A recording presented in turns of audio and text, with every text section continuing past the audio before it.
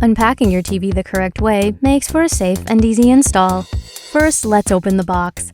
Before getting started, review the quick setup guide.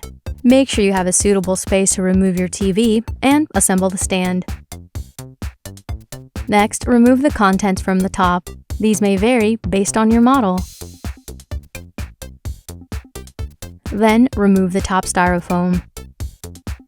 Now, pinching the tabs and pulling straight out, remove the 4 clips along the bottom of the box, as well as the 4 others on the sides.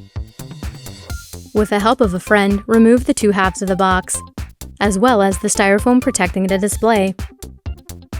Depending on the model of your television, there may be additional hardware packed alongside the panel.